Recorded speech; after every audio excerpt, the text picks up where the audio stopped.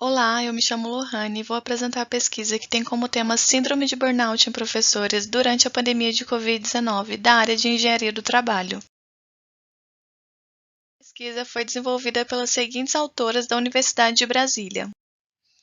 A síndrome de burnout é também chamada de síndrome do esgotamento profissional, e a palavra burnout vem do inglês que significa queima ou combustão total. O conceito mais aceito é o de Maslow-Chetial, que diz que há um estado de esgotamento completo da energia individual. A OMS complementa como sendo uma resposta ao estresse ocupacional e crônico e que gera consequências na saúde física e mental. Também diz que não é um transtorno de saúde físico nem mental e que não deve ser relacionado com outras áreas da vida a não ser com o trabalho.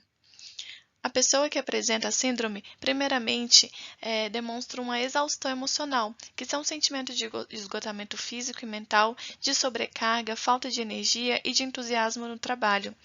A seguir, ela apresenta a despersonalização, que são sentimentos negativos, cinismo, distanciamento, indiferença e frieza e incapacidade de interagir com as pessoas, principalmente do seu ambiente de trabalho.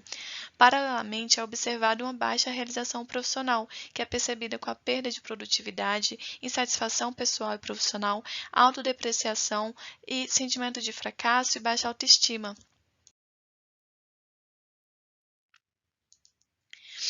No início de 2021, a OMS incluiu a doença na Classificação Internacional de Doenças como uma doença ocupacional, podendo até mesmo ser considerado um acidente de trabalho. E as pesquisas mais atuais mostram que, no contexto de pandemia, observou-se um aumento no afastamento de professores do seu trabalho, principalmente por causas como depressão, ansiedade e burnout. Além disso, há uma inconsistência de dados sobre a relação da síndrome com a pandemia de Covid-19. Isso porque ainda há uma baixa produção científica no Brasil e por conta da subnotificação.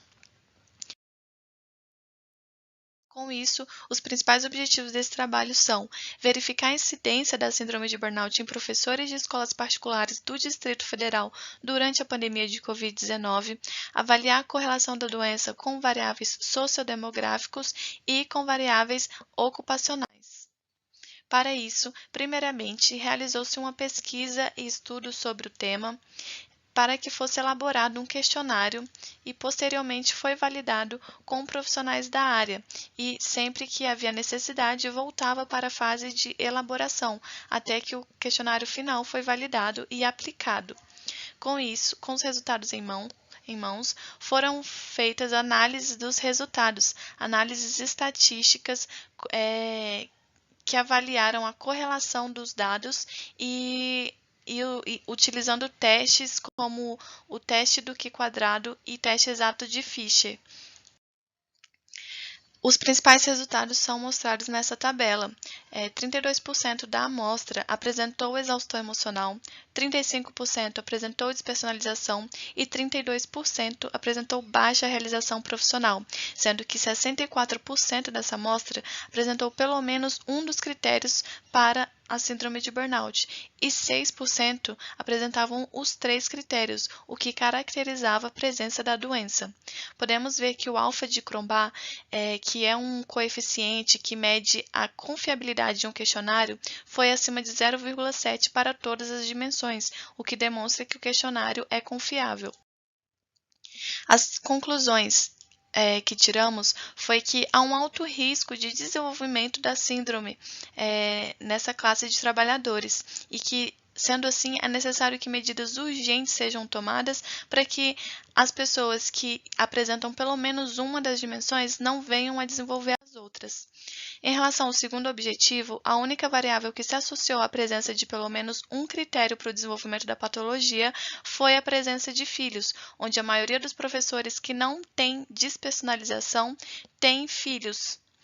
E cria também um estado de alerta para mulheres, pessoas entre 30 e 40 anos e pessoas solteiras. Em relação ao objetivo 3, vimos que as variáveis ocupacionais não demonstraram associação com as dimensões de desenvolvimento da síndrome nesta amostra, porém fica um estado de alerta para pessoas que têm mais tempo de experiência, professores que atuam no ensino fundamental 2 e no ensino médio. Essas são as principais referências dessa pesquisa e o meu e-mail para contato. Obrigada!